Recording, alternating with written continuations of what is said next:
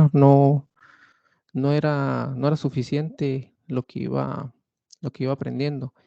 ¿Tienes algún Y problema con que empecemos a grabar?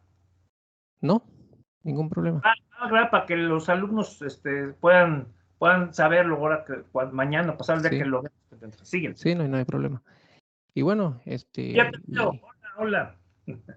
No te veía. hola. Ok. Y pues sí, y yendo aprendiendo poco a poco, pues me di cuenta que no es algo fácil. Al igual que estudiar en una universidad, una carrera normal, estudiar la Biblia tampoco era una tarea eh, fácil. Y cada vez que iba avanzando en el conocimiento, pues veía que, que necesitaba aprender cosas nuevas. Y no solo eso, sino que empezaba a ver que necesitaba del apoyo de otras personas porque no me alcanzaba el tiempo. Y, y aprovechando eso, pues iba también en mi iglesia, comencé a dar estudios sobre la Biblia y, y a, y a meter a las personas en eso para ver, recibir ese apoyo también futuro en el que todos en mi comunidad tengamos ese deseo por aprender más, ¿no?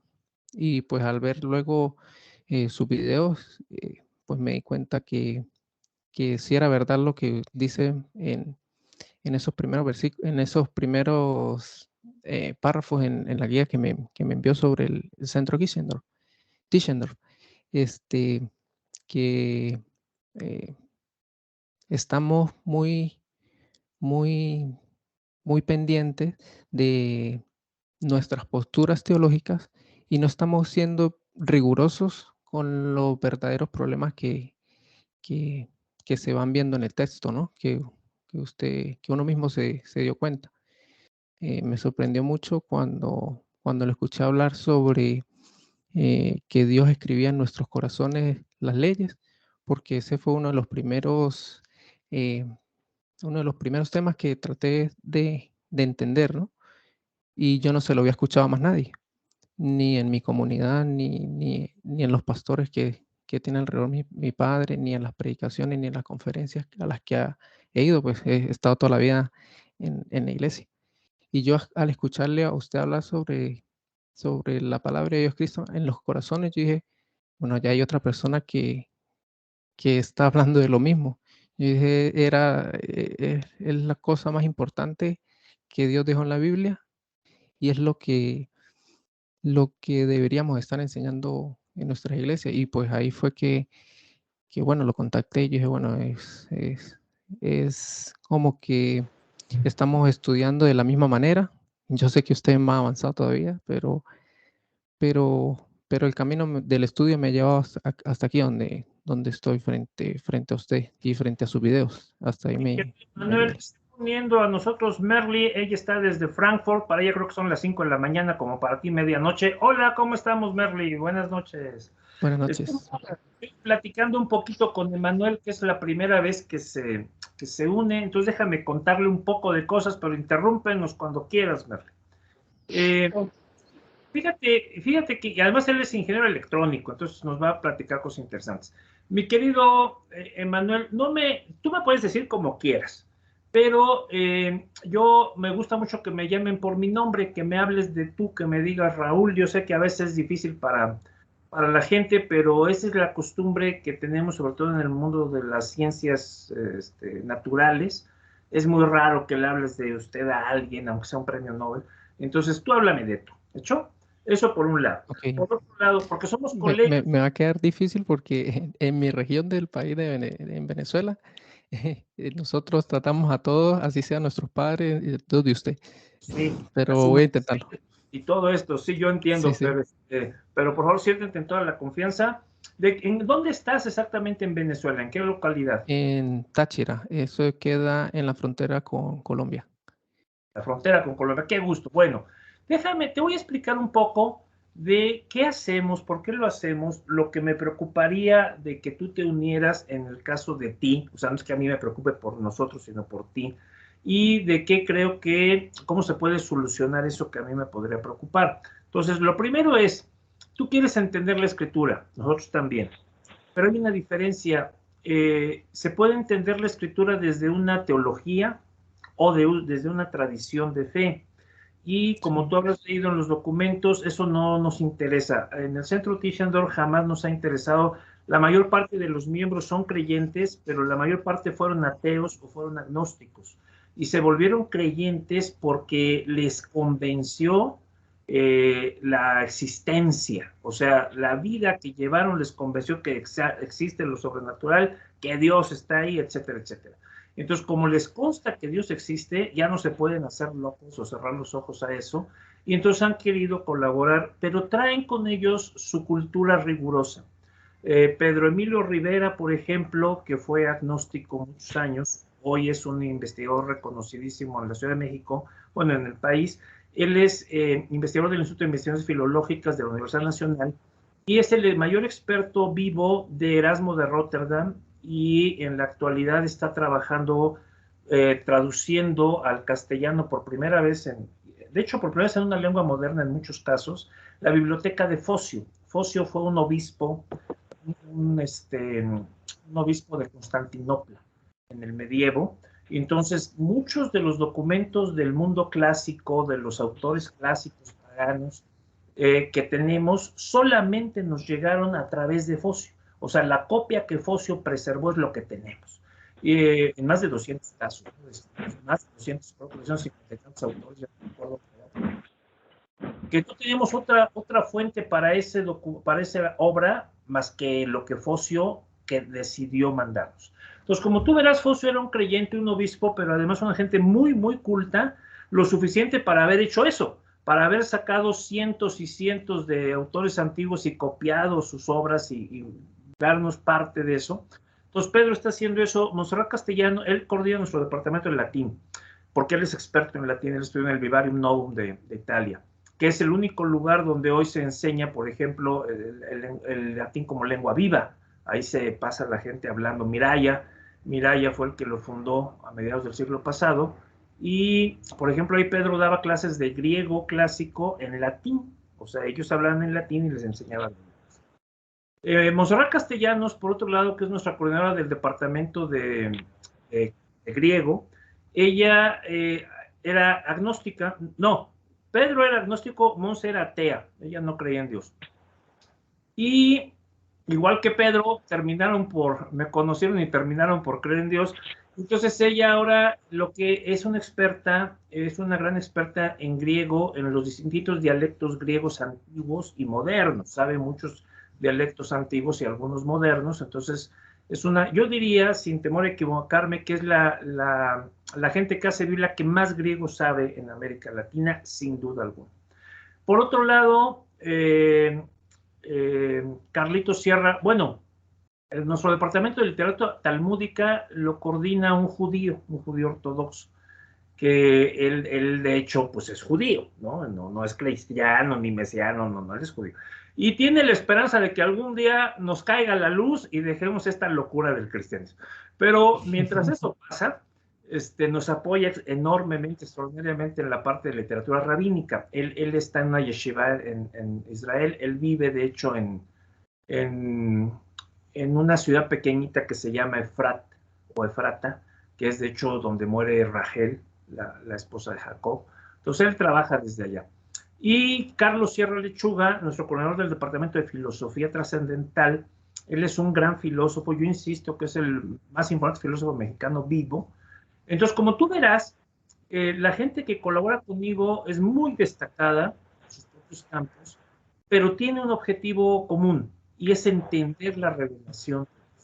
Todos estamos convencidos que en la Escritura, en lo que llamamos la Biblia, tenemos información fidedigna de ese mundo sobrenatural, eso no tenemos duda de eso. De lo que seguramente estamos todos, digamos, disentimos entre nosotros, es de qué quiere decir una palabra, un versículo, una expresión. Ahí sí no vamos a estar de acuerdo en muchas ocasiones entre nosotros mismos como miembros del centro, que es el estándar de la ciencia contemporánea. El día de hoy, la gente que trabaja en un mismo centro de investigaciones no tiene por qué estar de acuerdo en la interpretación de una teoría. Ellos tienen que ser rigurosos y de acuerdo a su forma de entender la realidad, trabajar en ella. Y en el Instituto de Física, por ejemplo, habrá quien cree en la interpretación de Copenhagen de la mecánica cuántica, y habrá quien cree en las variables ocultas, y habrá quien cree, o sea, eso no importa. Lo importante es que utilices los datos para entender mejor el fenómeno. Y en ese sentido, lo que nosotros hacemos contradice toda teología que se haya desarrollado en la historia. No hay una teología, yo te puedo decir, estamos de acuerdo con ella, porque aunque pudiéramos estar de acuerdo en alguna parte, en otra seguro no. Así que lo que vas a encontrar es la opinión de diversos especialistas, algunos miembros del centro y otros que no son miembros, pero son amigos y colaboramos, en fin, como no sé, se me ocurre Peter Gary o Tommy Wasserman, muchos cientos de investigadores en el mundo, con los que hemos tenido oportunidad de interactuar a lo largo de los años y que tenemos en común ese interés por entender la escritura, pero nuestras formas de acercarnos a la teología son distintas. En el centro Tischendorf no tenemos ninguna teología que privilegiemos y no nos interesa hacer eso, porque yo siempre he partido de la idea de que la teología es un mal intento, es un intento muy mediocre de entender la revelación, porque entre las teologías vamos a distinguir, tú lo sabes bien seguramente, la teología bíblica de la teología sistemática. Y toda teología sistemática, toda teología, muéstrame la que quieras y te lo muestro dónde, contradice la escritura en alguno o más lugares. Por lo tanto, las teologías sistemáticas de entrada son desechadas para nosotros. Las teologías bíblicas, en cambio, hay algunas muy interesantes, algunas con las que yo puedo estar de acuerdo en parte. Por ejemplo, la teología abierta, de la famosa Open Theology, muy contemporánea, que también le llaman teísmo abierto, de Boyd y de tantos otros, esa me parece muy sensata en muchos puntos, pero hay muchas que me parecen sensatas en muchas partes, pero son teologías bíblicas que en ningún momento intentan ser totalizadoras, explicativas de toda la escritura, porque creo que eso, y ya lo decía Gödel, ¿verdad?, en su famoso teorema de la incompletud, o si tienes una explicación sobre algo, o está incompleta, ¿sí?, o es contradictoria. ¿Te acuerdas que ese es el famoso teorema de Gödel? Bueno, yo creo que él topó con un filón de oro ahí, y efectivamente parece que así estamos con los humanos hasta el momento, al menos, a tratar de explicar algo y siempre será incompleto o va a ser, si no, contradictorio. Entonces, esa es nuestra filosofía de trabajo. Creemos entonces en la existencia de Dios.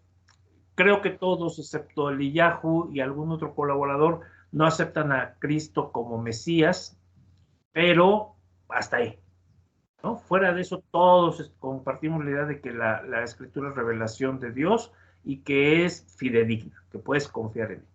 En donde variamos en cómo la interpretamos, en qué leemos de lo que está escrito. ¿Algo que quieras decir hasta ahí? No sé si te basta esta explicación o hay algo más que quisieras que te explicara yo. No, yo creo que con lo que leí, lo que usted me está diciendo, pues sí, estoy consciente del modo de trabajar de la institución. Y por lo tanto, te vas a encontrar con muchísimas ideas en las que no vas a estar de acuerdo, ya sea porque tu tradición se opone, porque la confesión en la que tú vives está en contra de eso, o lo ha desechado, o porque a ti lógica y racionalmente con tu información te parezca absurdo. Cada vez yo te suplico que cada vez te sugiero fuertemente, fortísimamente, que cada vez que eso pase, nos interrumpas, lo discutas, desarrolles. Nosotros no estamos aquí para predicar, para explicar lo que es. Estamos aquí para formar investigadores del texto bíblico. Este curso es de formación en ciencias bíblicas y por lo tanto se espera que toda la gente que asiste no asienta ciegamente, sino que se oponga, que discuta, que dé argumentos, que nos ayude a construir un mejor entendimiento de la escritura, ¿de acuerdo? De acuerdo. En ese sentido, lo que estaría prohibido sería callarse y aceptarlo todo, ¿sí?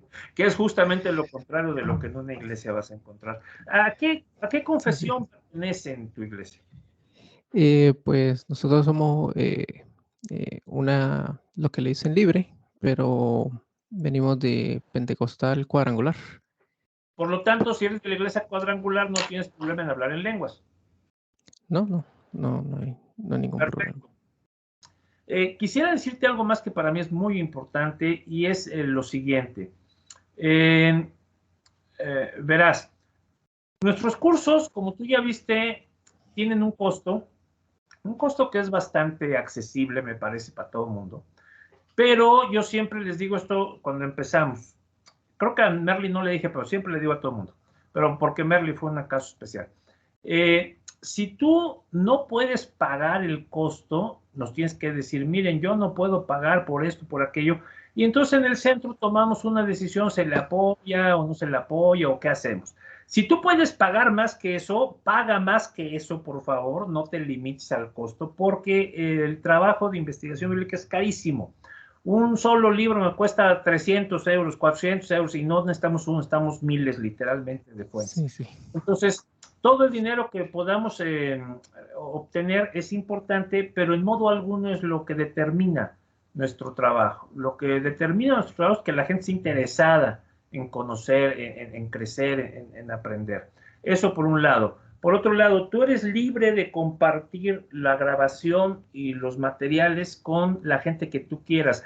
No tienes permitido subirlo al internet, porque entonces hay muchos libros que nosotros les damos en cada sesión que son muy caros y que yo he llegado a acuerdo con los autores y con las editoriales para que nos permitan regalárselos, o sea, incluirlos en el precio de lo que paga el alumno, que es una bicoca, porque los libros te digo que se cuestan cientos de dólares. Entonces, los libros que les doy son muy caros. Y los artículos, cada artículo cuesta $40, $38, una cosa así. Y les damos cientos de artículos y cientos de libros a lo largo del curso. Pero la única limitación es que no pueden subirlo al internet. Pero ustedes lo pueden compartir con sus amigos, en su iglesia, sí, eso yo no tengo problema, ni con el video ni con los materiales, ¿de acuerdo? De acuerdo. Y nada más señalándole a ellos lo mismo, que no pueden hacerlo así de pool, porque entonces nos metemos en bronca y ya no vamos a poder hacer esas cosas. Y una sola vez me ocurrió y fue difícil, entonces por eso es muy importante. ¿Alguna pregunta sobre todo lo que he dicho?